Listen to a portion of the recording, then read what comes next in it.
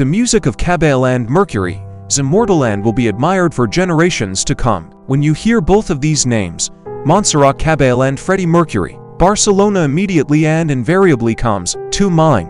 The city where they met and the city that gave its name to the famous composition that the rock star and opera diva performed live in Barcelona in 1988. It all started in 1983, when at the Royal Opera House in London, Freddie Mercury heard Barcelona-born Montserrat Caballe singing in Verdi's opera La Masquerade Ball. Actually, Mercury went to this performance for a specific purpose, to hear his idol Luciano Pavarotti. However, when Caballe, known for her magnificent bel canto, came on stage in the second act and sang, Mercury, according to his own words, was instantly chilled with delight and sat without moving or breathing the whole time Montserrat was singing. He completely forgot about Pavarotti. He was so impressed by Montserrat Caballe's performance. According to Peter Freestone, Mercury's personal assistant, from that moment on, the only music Mercury listened to, anywhere and everywhere, was the singing of Montserrat. Now that's really a singer, the rocker could often exclaim with delight and respect when listening to Caballe sing. Freddie Mercury and Montserrat Caballe met for the first time in Barcelona's Ritz Hotel, now El Palace. At that time Barcelona was actively preparing for the Olympics '92, and Montserrat Caballe was involved in organizing the musical design of this grandiose sporting event, which was to change the fate of the city once and for all. Montserrat's brother Carlos insisted on organizing a meeting between the two musicians for this reason as well. He wanted Mercury and Montserrat to do a joint musical project for the opening of the Olympics, which eventually happened. In March 1987, Mercury flew to Barcelona, and at the agreed hour he was waiting for Montserrat Caballe in the huge luxurious lobby of the Ritz Hotel. Caballe was a little late, but Montserrat had been late since childhood, everywhere and always, and this had to be taken for granted.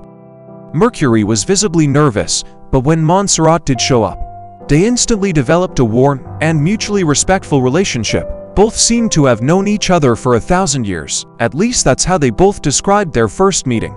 Freddie showed her some demo tapes of his new compositions, then sat down at the piano in the hall and started improvising, trying to figure out what kind of music she might like as a future Olympic anthem. Their next meeting was not long in coming and took place already on the territory of Freddie, in his London house in the Garden Lodge. Montserrat, in her own words, completely violated her own rule that the opera singer should go to bed early, and stayed at Mercury's until the morning for music, chatter and champagne. The clock flew away unnoticed, and Barcelona caught it only when the dawn dawned outside the windows. Further events developed rapidly. Only a couple of months later, Montserrat Caballe and Freddie Mercury performed the composition Barcelona for the first time in the television program Ibiza '92. The recording was made in the famous disco club Now Privilege. This recording perfectly shows the powerful chemistry that exists between these two great performers. Mercury, known for his energetic performances at rock concerts, seems to have a burning passion for Montserrat, a feeling that is magnified many times over by the divinely beautiful music and singing of Barcelona. Montserrat Caballe was one of the few people to whom Freddie Mercury admitted that he had AIDS, which once again proves how close their relationship was.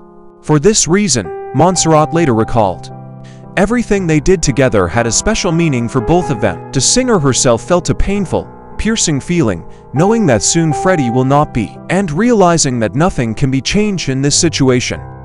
On October 8, 1988, they were on stage together again, at the foot of Montjuic, at the Magic Singing Fountain of Barcelona, at the La Nit Festival organized on the occasion of Seoul passing the Olympic torch to Barcelona. Barcelona was chosen as the anthem of the Barcelona Olympics '92. Montserrat and Freddie were supposed to perform this wonderful song at the opening ceremony, but fate decided otherwise. Freddie was dying. His appearance had changed beyond recognition. He refused to see anyone. When in '91 Montserrat was in London to record in a recording studio, he immediately called Freddie, as he always did, but the musician asked her not to come. Freddie did not want to upset his dear man with the terrible changes that the disease had made in him. On November 24, 1991, Freddie Mercury died in his home in London of pneumonia, which his AIDS-infected body was unable to cope with. In the last minutes of his life, the aria d'amore solali Rosy performed by Montserrat Caballe was played. The great Catalan singer made this recording especially for her friend. Montserrat Caballe refused to perform Barcelona without Freddie Mercury at the opening ceremony of the '92 Olympics, and the song was recorded. Subsequently, she never did either. Never with anyone. To replace Freddie with anyone is impossible, she said with conviction. And it's hard to disagree with her. On October 6, 2018, Montserrat left this world, but the story of their sincere and strong friendship has not been forgotten. Nor has the music of Freddie Mercury and Montserrat Caballe, which we continue to enjoy today.